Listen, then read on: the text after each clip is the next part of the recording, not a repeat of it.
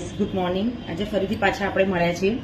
Actually સવારનો time છે અને ઉઠીને આઈ થિંક સેકન્ડ ટાઈમ ચા પીવાય છે. હું તો બેઝિકલી બહુ ચા અત્યારે ગરમીમાં પીવી ના જોઈએ, બટ બસ એમ ઈચ્છા થઈ ગઈ તો ચલો બનાવીએ. તો એની સાથે સાથે મેં કીધું થોડી વાતો પણ કરી લઈએ. આમાં કેવું છે કે ભાઈ એવી ડિસ્કસ થતી હતી કે ભાઈ ઘરમાં બી ફેમિલી સાથે પણ કે ભાઈ સુખ અને દુઃખ એમ. તો ભાઈ સુખ અને દુઃખ આવે તો શું કરવાનું એમ. તો મારો પોઈન્ટ ઓફ વ્યૂ તમને કહું કે ભાઈ છે ને, સુખ આવે ને તો તમે કેવું એન્જોય કરો, મસ્ત કરો ને કે ભાઈ સુખ છે તો આમ ખુશી ખુશી બધું એમ કે તમે એન્જોય કરો.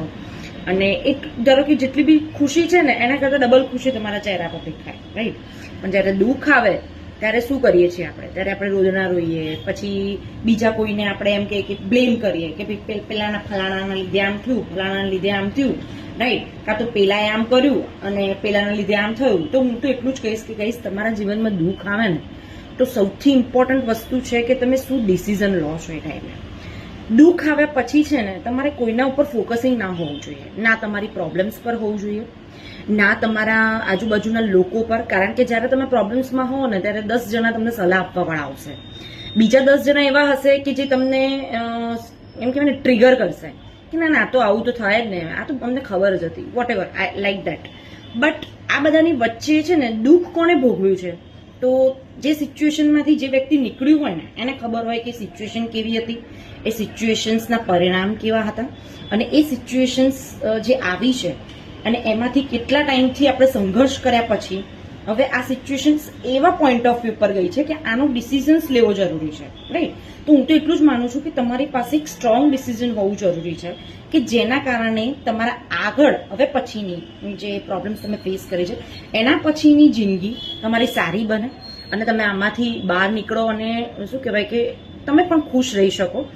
અને કહેવાય ને કે બીજા લોકોનું વિચારવાનું કોઈ કારણ બનતું નથી. કારણ કે તમે એમ વિચારતા કે મમ્મી પપ્પા છે કે પછી સમાજ છે કે વોટ એવર ફ્રેન્ડ્સ છે કે આજુબાજુના કોઈ પણ છે.